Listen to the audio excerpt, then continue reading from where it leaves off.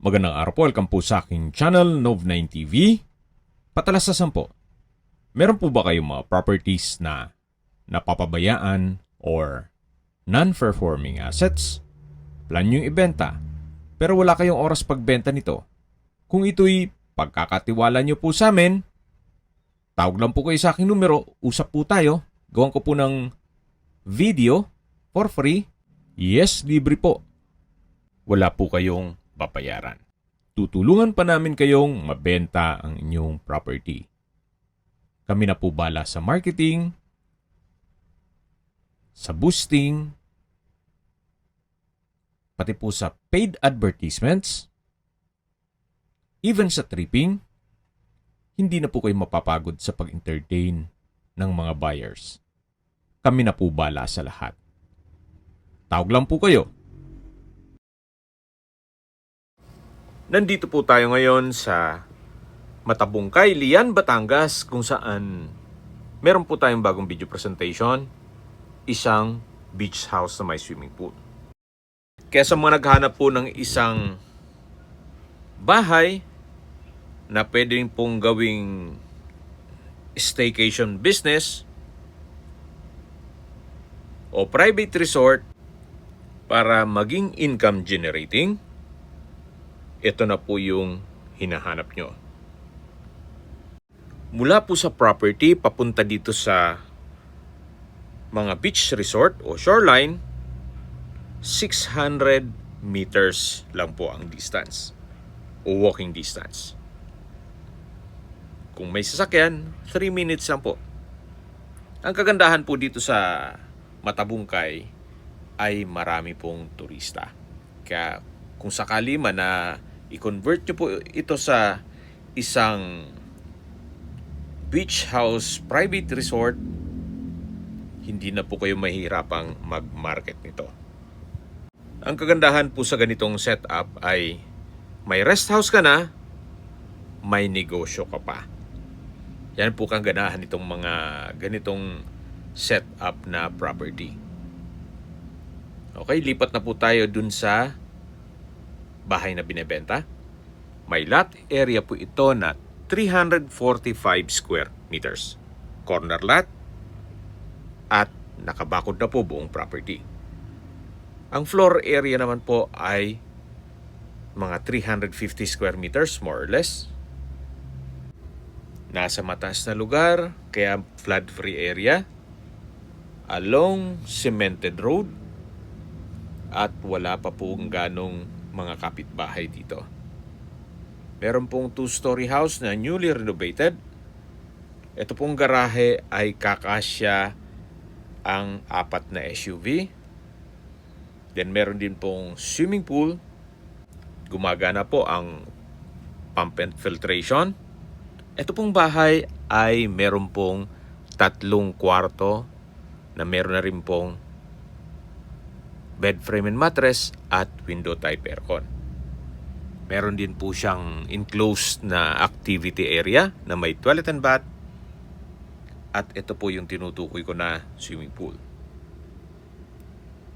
Bagong gawa po yan, kaya wala naman kayong papamintain dyan. Dun po sa dulo ay may access na papunta sa second floor. Yan pong may mga glass wall. Ayan po yung enclosed na activity area. Yan po yung gate kung saan tayo pumasok. At ito naman po yung main door. Naka-solid wood door. At dito naman po yung living area o salas. Pulido din po ang pagkapintura ng ceiling at wall. May sliding glass windows. Tile flooring. Then meron pong flute type wall panels. Yan po yung hagdan. Mamaya po akyat tayo dyan. Bago natin i-check itong unang kwarto, pakita ko po muna itong maliit na stock room. Yan po yung sliding glass window. At ito naman po yung tinutukoy ko na unang kwarto, na kung saan kung meron man po kayong PWD or senior citizen sa pamilya, itong kwarto na to ang para sa kanila. May bed frame and mattress, window type aircon, 2 sliding glass window, naka-tile flooring at maayos po ang pintura ng ceiling at wall. Balik po ulit tayo dito sa may living area o salas. Yan po yung main door.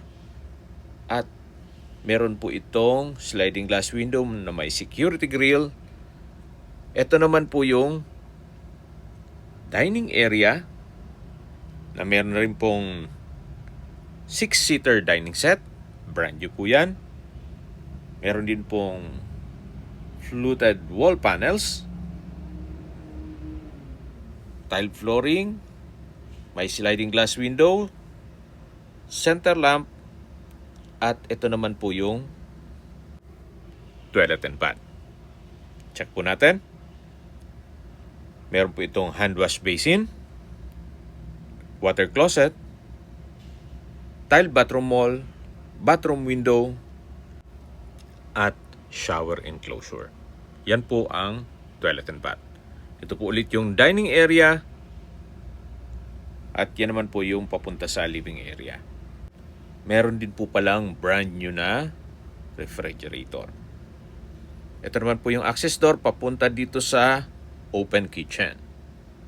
May kitchen countertop, wall-mounted modular kitchen cabinet, meron din pong pantry. Dito naman po yung powder room. Naka-tile flooring at may water closet. Yan po yung tinutukoy ko na open kitchen at tapat lang po ito ng swimming pool na mayroon pong waterfalls dun sa gitna. Yan naman po yung papunta sa garahe at babalik po ulit tayo dito sa loob. Ito po ulit yung dining area na meron pong dining set, may sliding glass windows, may fluted wall panels, at dito naman po yung living area o salas. Yan po yung main door. At paglabas nyo po dyan, yan po yung garahe. At ito naman po yung hagdan. Ito po yung naka-wooden staircase, wooden handrail at metal railing. Nandito na po tayo sa second floor. Yan po yung papunta sa balkonahe. At ito naman po yung hallway papunta sa mga kwarto. Mula po dito sa balkonahe, matatanaw nyo naman ang kapaligiran. Marami pa pong bakanting lote at may ilang mga kabahayan. Kaya po nang nasabi ko sa inyo kanina, mula po dito 600 meters lang po papunta sa dagat. Kaya pwede nyo pong lakarin. Ito po yung pangalawang kwarto. May bed frame and mattress, window type aircon, sliding glass window with security grill, at may access din po ito sa balkonahe. Karugtong lang po ito nung balkonahe kanina na napwestuhan natin. Ito po yung pangalawang kwarto o second bedroom. Labas po ulit tayo, yan ang hagdan, at ito po yung hallway. Lipat po tayo dito sa third bedroom o pangatlong kwarto. Meron din po itong bed frame and mattress, window type aircon, sliding glass window with security grill, at ito yung naka-tile flooring.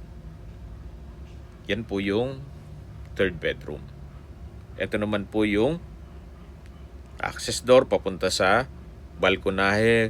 Mula naman dito, matatanaw nyo naman yung main gate at garahe. Kahit po dito sa kabilang side ay wala pa pong ganong kapitbahay. Ito naman po yung swimming pool. At mataas na rin po ang concrete fence. Paikot na yan sa buong property. Yan naman po yung activity area. Pasok po muna tayo dito. At ito po yung access door papunta dito sa enclosed activity area na meron pong glass walls and windows na nag-serve as natural sunlight. Kaya napakaliwalas. Naka-tile flooring, then meron din pong center lamp, then fluted wall panels.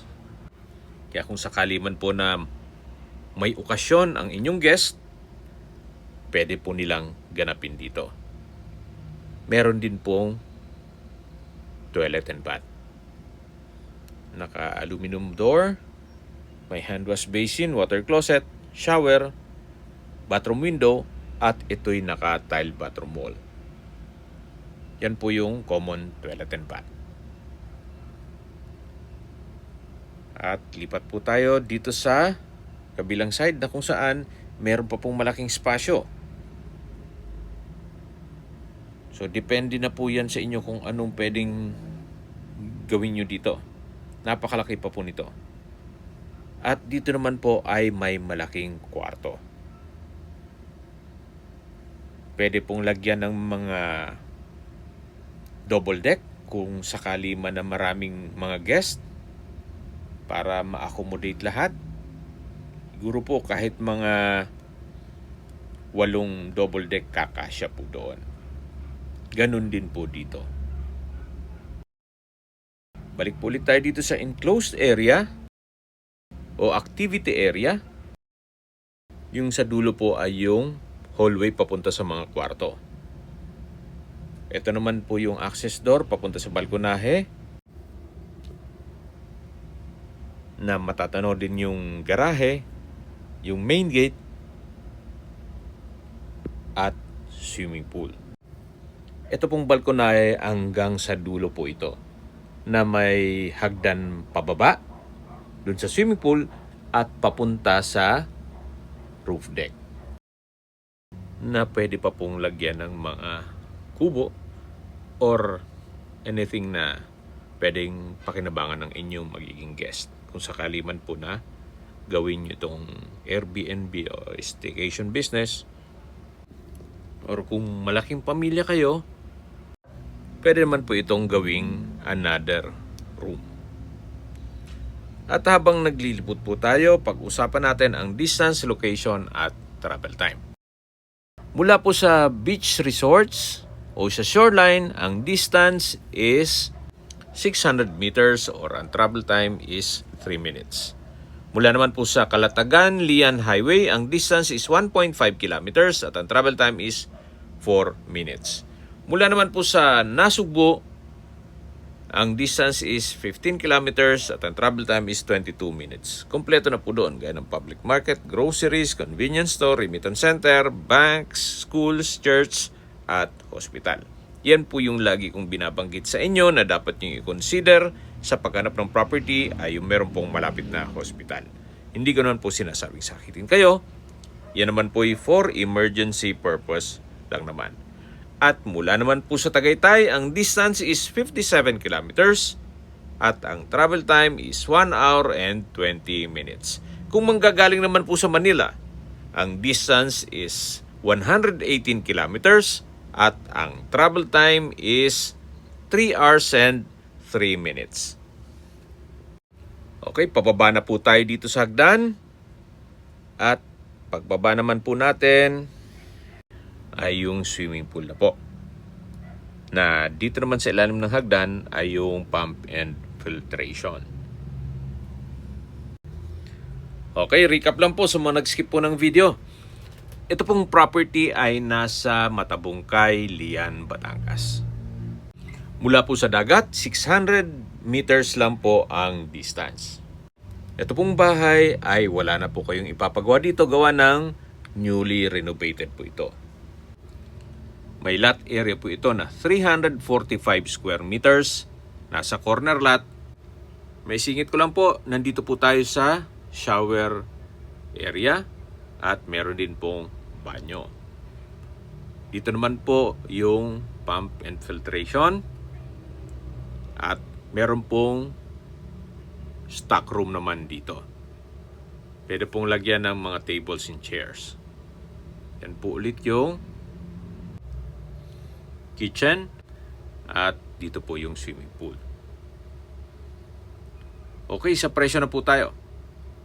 Binebenta po ito ni owner sa halagang 10 million pesos net. Ibig pong sabihin, si buyer na po ang sasagot sa lahat ng taxes at expenses with regard to documentation. Good deal na rin po ito, gawa ng maayos naman yung bahay at malapit po sa dagat. possible pa pong maging income generating kung gawin yung staycation business. Yan po, kahit po weekdays, marami pong tao dito o maraming turista. Ganun po kalakas ang turismo dito sa Matabungkay, Batangas. Kung sakali pong may mga katanungan po kayo o gusto magpaset ng tripping, kailangan po ahead of time. Gawa ng medyo malayo po tayo sa property. Tawag lang po kayo sa aking numero. At sa mga kababayan mo natin na sa ibang bansa, meron po akong WhatsApp, Viber, Telegram at Signal. Same number lang po, 0917-316-3399. Sa mga nagtatanong naman po ng aming Facebook, meron po aming Facebook page na Nov9TV at Facebook Real Video. Meron din pong TikTok at Instagram. May ibang YouTube channel po kami, the Nov9TV channel, Nov9TV Listings, Nov9TV On The Spot, Nov9TV Updates, at Nov9TV House Rental. Sana po naibigyan nyo ang video presentation. Paki-like and subscribe na lang po sa aking channel para ma-update din po kayo sa aking future listings. Kung sakali po hanap nyo yung mas malaking sukat ng lupa, meron din po kami ibang listings na pwede nyong pagpilian. Huwag po kayong mag-atubiling tumawag sa amin. Then, let us know your budget para malaman namin kung anong property pwede naming ilog sa inyo. Sa lahat pong viewers, subscriber at nagtiwala po sa amin, salamat po sa suporta. Ingat po kayo lagi at yung pamilya. Maraming salamat po.